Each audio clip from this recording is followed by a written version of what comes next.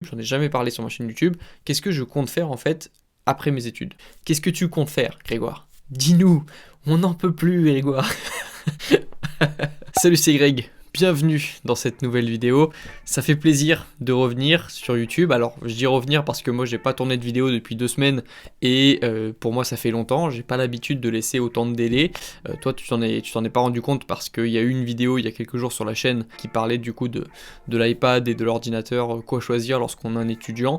Bref, tu as pas eu l'impression que t'as pas vu que j'étais parti, mais dans ma tête, j'étais parti pendant quelques jours quand même parce que j'avais mes examens et ils se sont terminés aujourd'hui. Là, on est le 12 janvier, du coup, à l'heure où je tourne cette vidéo, et voilà, c'était ce matin, ça a duré 2 jours, c'était 2 épreuves condensées de 3 heures chacune, lundi et mardi, et du coup, évidemment, ça a occupé un petit peu mon esprit ces dernières semaines, et je voulais te parler du coup de ce qui s'est passé ces dernières semaines. Ça va être une vidéo très chill, je t'invite à te mettre tranquillement, te poser tranquillement, à faire quelque chose en même temps, à te prendre une boisson, comme c'est mon cas, et puis on va parler du coup de ces dernières semaines, ce qui s'est passé ces dernières semaines de révision, mais aussi de moments en famille, parce que j'ai eu ma famille aussi qui est venue ici, et même si ça fait 5 ans que je suis étudiant en droit et que du coup je suis habitué aux examens, j'en ai tous les ans 2 fois par an, je continue quand même d'apprendre des choses en fait, et je découvre de nouvelles façons d'être,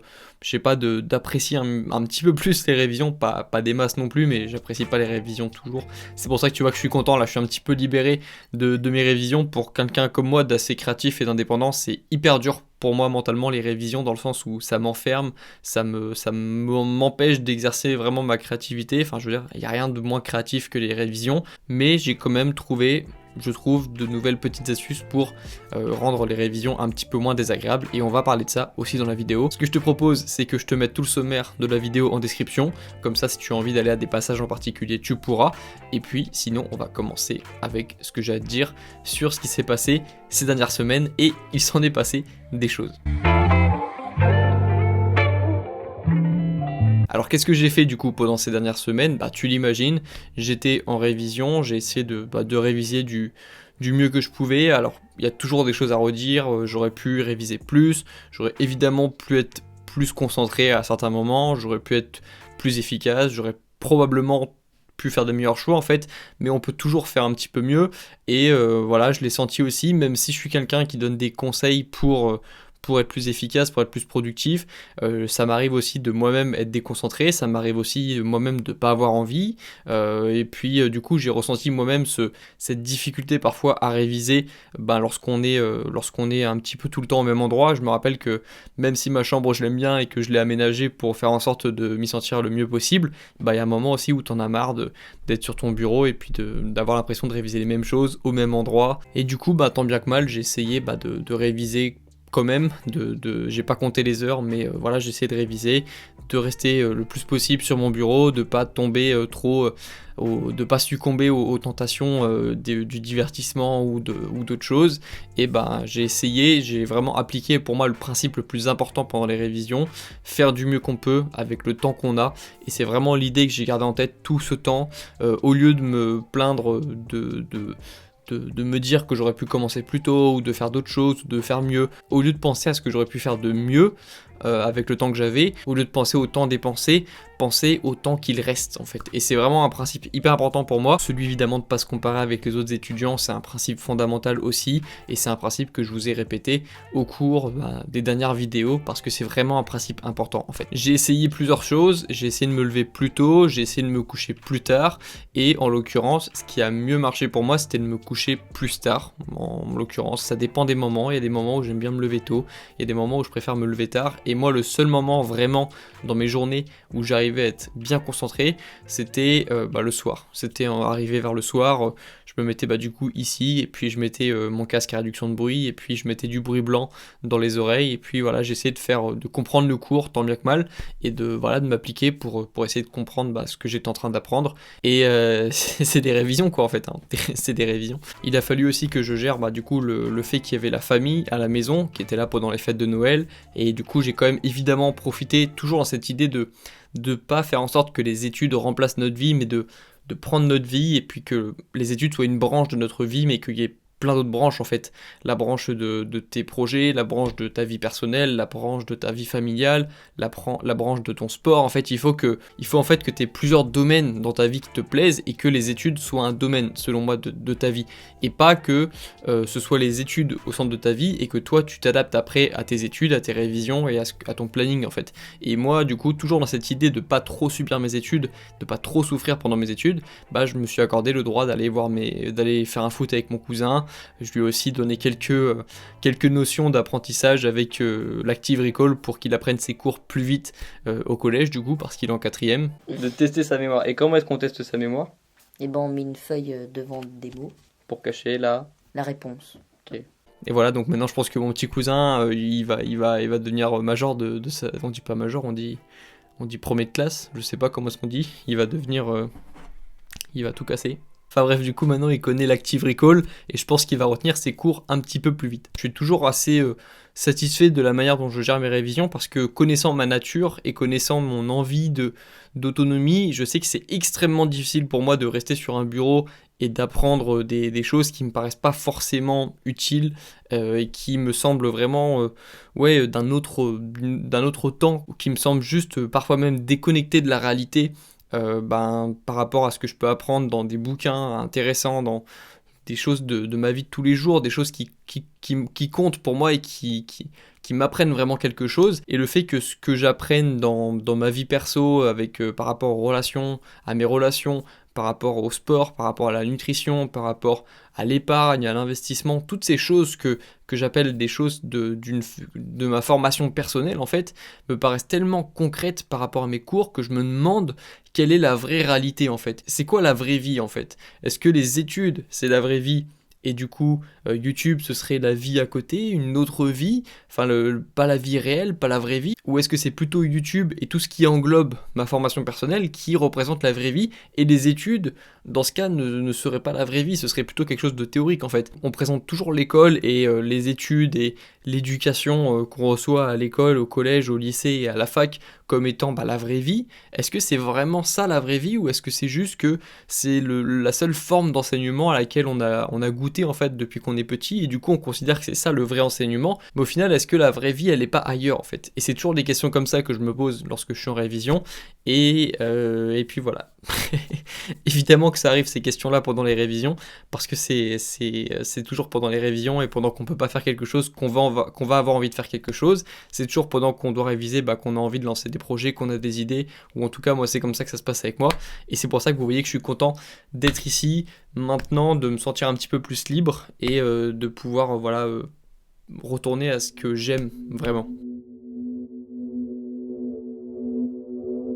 Il y a plusieurs choses qui m'ont aidé dans mes révisions et je voulais en parler rapidement dans cette vidéo.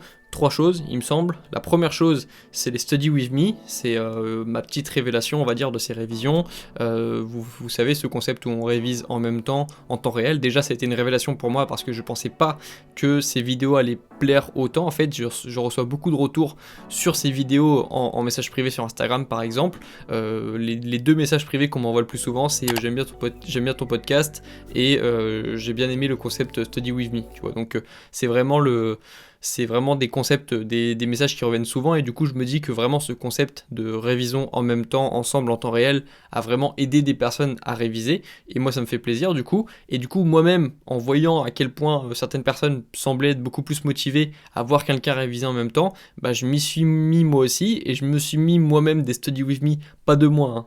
Je suis pas au point de me regarder moi-même en train de réviser pendant que moi je révise, je regardais les Study With Me d'étudiants français, américains, anglais qui filmaient eux-mêmes leur Study With Me, et puis je révisais en même temps du coup. Et c'est vrai qu'on retrouve, on se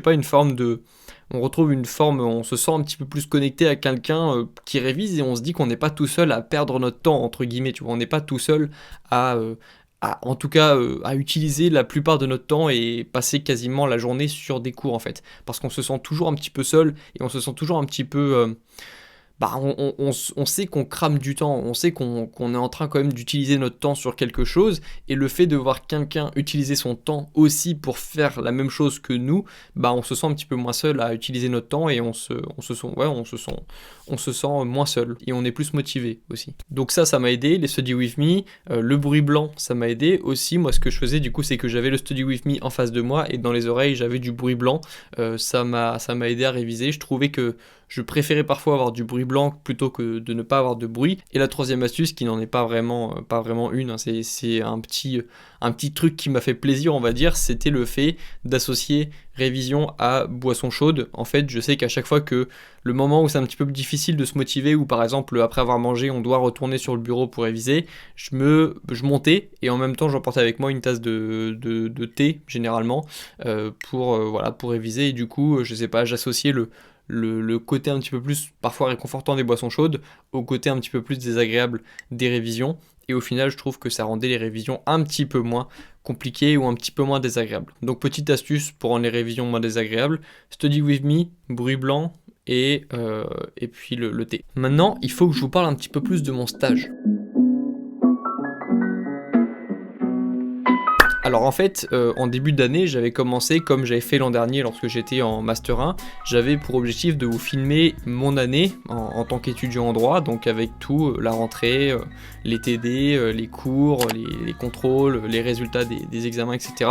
Ce que j'avais fait l'an dernier. Du coup, cette année, j'ai commencé aussi. Vous pouvez voir sur ma chaîne, il y avait des vlogs que j'avais fait en début d'année où je vous filme du coup ma rentrée en Master 2 du droit du numérique, les premiers cours, l'ambiance générale dans ma promotion, etc. Je vous ai déjà fait des vidéos sur le sujet. Il me semble que le dernier épisode, ça vous parlait de mon emménagement dans mon nouvel appartement étudiant que je ne vois plus, hein. Clairement, mon appartement étudiant, c'est moi qui paye le loyer, mais je le vois pas. J'ai payé 3 mois de loyer pour 3 semaines d'habitation dans cet appartement, donc c'est pas l'opération la plus intelligente que j'ai faite. Mais du coup, le dernier épisode de ma série Dans la vie d'un étudiant en droit du numérique, c'était ça, c'était l'emménagement et les premiers cours, il me semble, les premiers contrôles, c'est ça? Ouais, c'est ça, c'était un épisode qui s'appelait Les premiers contrôles, il me semble, et c'était du coup le dernier épisode que j'ai fait sur cette série en particulier, parce qu'en fait, depuis cet épisode, ma vie d'étudiant, elle se résume à être sur ce bureau, à avoir des cours en visio, et puis à réviser sur le bureau, en fait. Donc,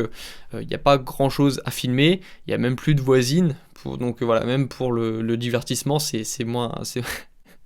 Maintenant, il y a quand même du nouveau. Pour valider mon M2, je dois réussir mes examens, mais je dois aussi faire un stage de 10 semaines minimum à partir d'avril 2021 dans une boîte, dans un cabinet d'avocats qui aurait besoin théoriquement d'un juriste en propriété intellectuelle ou en RGPD ou dans le domaine du numérique, en gros.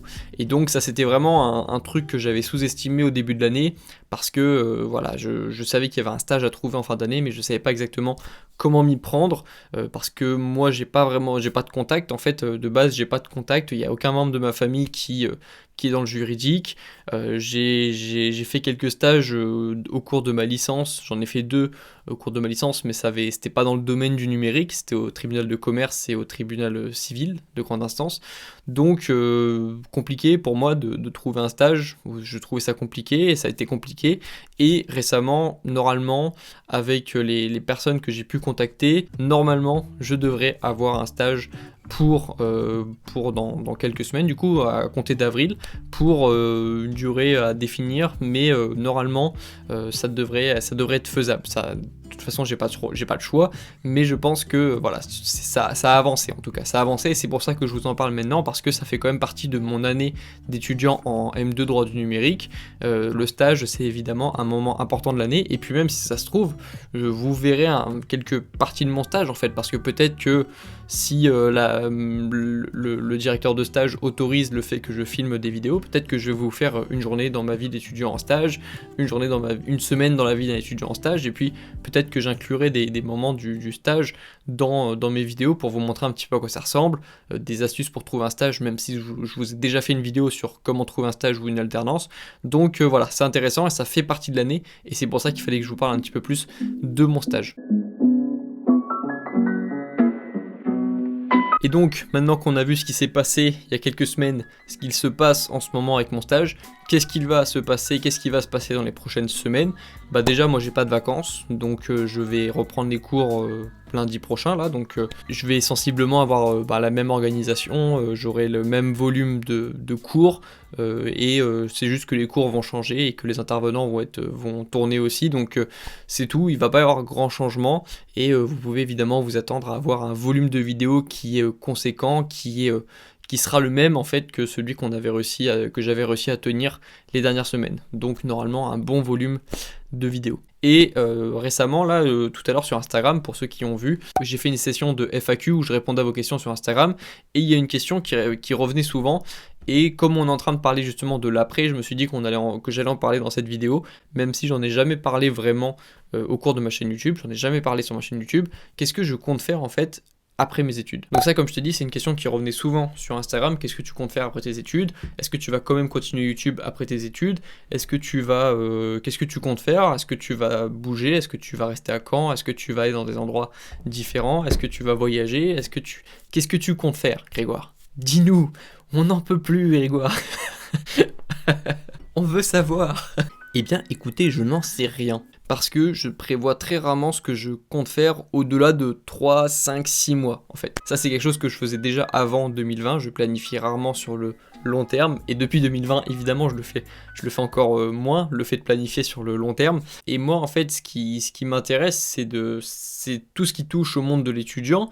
Et c'est pas parce que moi, je ne suis plus étudiant que je vais arrêter de penser comme un étudiant en fait. Moi ça fait des années que je suis étudiant et du coup je comprends toujours à force de côtoyer des étudiants, je comprends toujours les problèmes des étudiants, la façon dont il faut leur parler, la façon dont il faut que je me parle aussi à moi-même en tant qu'étudiant, les choses que j'ai besoin de savoir, les choses que j'ai besoin de comprendre, les choses que j'ai besoin, sur lesquelles j'ai besoin de prendre du recul, c'est pas des choses qui changent en fait. Je pense que dans 10 ans, je serai toujours là en train de dire arrêtez de vous comparer aux autres étudiants, ayez des projets en même temps que vos études, ne faites pas tourner votre vie autour des études, mais faites tourner vos études dans votre vie, dans votre système en fait, d'objectifs, de projets, de tâches, de personnes, faites tourner les études dans votre écosystème, dans votre système en fait, dans votre organisation, mais n'organisez pas votre vie par rapport à vos études. Je pense que ça, je le répéterai toujours dans 5, 10 ans, parce que c'est des choses qui ne vont pas changer en fait. Il y aura toujours des étudiants qui vont passer à côté de leur potentiel parce qu'ils auront été trop effrayés par les études ou par certains professeurs ou juste par manque d'envie ou de motivation ou de volonté ou de courage aussi, parce que ça demande du courage quand même de faire les choses qu'on a peur de faire en fait. Et globalement, ce que je fais aujourd'hui, c'est quelque chose qui me passionne et j'ai pas envie de l'arrêter.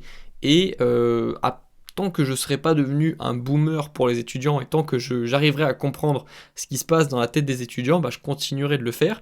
Et sinon, évidemment, ce sera aussi l'occasion de parler de ce qui se passe après les études. Parce que moi, même si j'ai une certaine ouverture d'esprit et que j'ai l'impression d'avoir compris des choses importantes et que j'ai l'impression d'avoir compris beaucoup de choses, au final, depuis que je suis petit, je suis resté dans le système éducatif, le système scolaire en fait. Et même si je suis un étudiant âgé en fin d'études, je dis ça parce que en fait les études elles se finissent jamais, parce que si tu deviens avocat, après tu redeviens un élève avocat et puis ensuite tu rentres dans un cabinet, enfin si tu continues dans le système de la fac, en fait tu seras un étudiant encore très longtemps, ça s'arrête pas après le master en fait, et du coup tant que moi j'ai pas arrêté mes études, je sais pas ce que ça fait de ne plus être dans le système éducatif en fait, et moi j'ai envie de découvrir cette vie là d'après les études. Est-ce qu'elle est si effrayante qu'on la présente? Et moi j'ai envie du coup de découvrir ça et de parler de ce que je ressens par exemple après avoir terminé mes études, parce que ça c'est pareil, de la même façon que je trouvais qu'il n'y avait pas assez de contenu d'étudiants qui filment leur quotidien vraiment d'étudiants en droit, je trouve qu'il n'y a pas assez de contenu, que j'ai jamais vu un étudiant qui vient de terminer ses études et qui parle vraiment de ce qu'il ressent, bah, je sais pas, le lendemain de l'obtention de son master 2, et que maintenant voilà, soit il rentre dans la vie active, soit il rentre, soit il crée quelque chose, soit il part quelque part, mais j'ai rarement vu voilà, des vidéos d'étudiants qui parlent de la vie d'après les études en fait. Et en fait ouais, j'ai absolument aucune envie d'arrêter ce que je suis en train de faire aujourd'hui, c'est pour ça aussi que je vous saoule avec les projets, avec le fait d'avoir des objectifs, le fait de se traiter comme un athlète aussi, le fait le fait de se mettre des bonnes choses dans le corps, dans la tête, le fait de prendre soin de soi. Parce que quand je compare l'étudiant que j'étais en première, deuxième et début de troisième année en droit, qui n'avait pas d'objectif, qui ne savait pas vraiment quoi faire, qui subissait un petit peu toutes les choses qui lui tombaient dessus, qui faisait tout ce qu'on lui disait de faire parce qu'il avait peur aussi je sais pas, de pas trouver de place sur le marché du travail, de pas trouver de travail, etc. Le Grégoire d'il y a quelques années subissait beaucoup sa vie et le Grégoire des 2 dernières années vraiment passe des moments pas agréables, comme les révisions, il y a toujours des moments pas agréables, mais globalement a repris beaucoup de contrôle sur sa vie, et c'est pour ça que j'insiste sur tous les messages importants que je suis en train de donner sur cette chaîne et qui, moi, m'ont aidé à reprendre du contrôle et à me sentir beaucoup mieux, et je sens que c'est en donnant des conseils comme ça que je peux changer les choses et qu'il y a des choses qui peuvent changer, en tout cas. Moi, mon but, c'est pas vraiment de changer les choses, c'est de faire ce qui me plaît, en fait, mais quand je fais ce qui me plaît, c'est-à-dire parler de mon expérience et de choses que j'ai apprises, il y a des choses qui changent en fait. Et je me rends compte, il y a beaucoup d'étudiants et je reçois des messages d'étudiants qui ont changé leur façon de penser ou qui passent beaucoup moins de temps à être anxieux ou qui sont beaucoup moins anxieux pour leurs études. Et ça, mine de rien, ça me fait plaisir. Même si c'est difficile d'imaginer l'impact vraiment que je peux avoir sur une personne, ça me fait plaisir de me dire qu'il y a une personne qui va passer un petit peu moins de temps à se ronger les ongles de stress devant ses cours et qui va potentiellement aller courir, aller faire des choses qui vont lui permettre d'augmenter son estime de soi, etc. Enfin, tous les avantages que présente le fait de reprendre sa vie en main, en fait. De se reprendre morceau par morceau s'il le faut, de recoller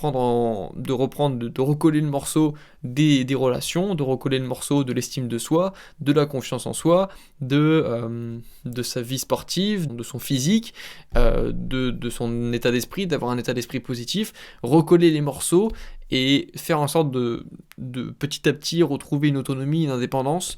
Voilà, c'est ce qui me plaît, et tu le vois, c'est quelque chose qui me passionne, j'adore parler de ces choses-là, j'ai d'autres passions évidemment, mais celle-ci, le fait de reprendre du contrôle dans sa vie, c'est quelque chose qui me passionne, et c'est quelque chose qui, moi, personnellement, m'a sauvé, et c'est pour ça que je vais évidemment continuer de parler de cet état d'esprit les années prochaines, même lorsque je serai plus étudiant en droit. J'ai pour ambition aussi de faire en sorte que mon podcast, le podcast des étudiants, soit dans quelques années le podcast de référence pour les étudiants, qu'un étudiant puisse y trouver des conseils intéressants pour son apprentissage, pour sa mémorisation, mais aussi pour son estime de soi, pour sa confiance en soi. Donc voilà, en gros, je veux faire en sorte que mon podcast soit un podcast de référence parce que le podcast n'est pas encore arrivé complètement en France et ça va se développer dans les prochaines années. Et puis sinon, je veux globalement que produire le meilleur contenu possible en fait pour les étudiants. Et pareil qu'un étudiant un petit peu paumé, comme moi il y a quelques années, un jour tombe sur une de mes vidéos et puis découvre un petit peu tous les principes importants qui se cachent derrière mes vidéos et puis reprennent le contrôle petit à petit de sa vie. Et c'est quand même cool de pouvoir faire ça. En tout cas, c'est comme ça que j'imagine le futur de la chaîne. Faut pas oublier que moi c'est très récent ce qui se passe en ce moment sur cette chaîne, même si ça prend de l'ampleur, c'est assez récent pour moi et je suis encore au tout début de ma chaîne YouTube. Et donc voilà, c'est tout nouveau pour moi.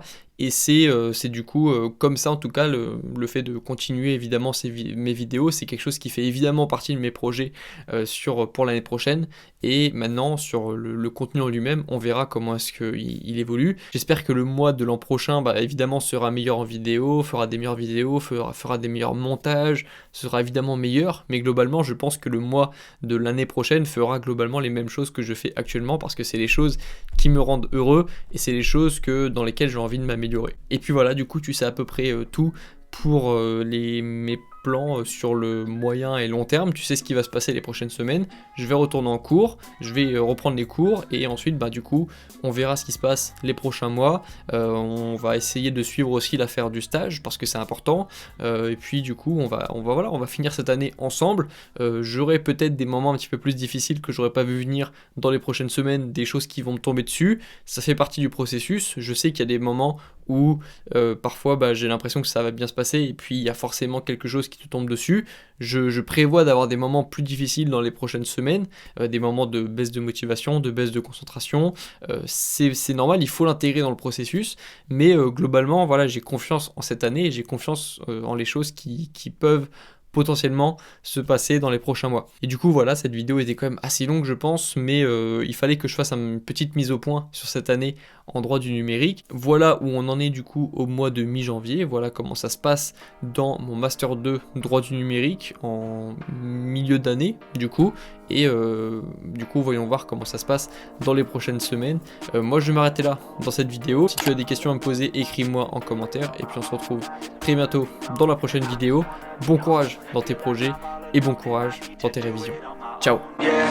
Wake up, early mornings, late nights, hopping on a different flight. What's the meaning of life, ayy? Wake up, same-ish, different day. Make a wish, call it pray. Am I sick, am I okay, ayy? Stay up, late nights, still in pain. In my mind, it decays as I try to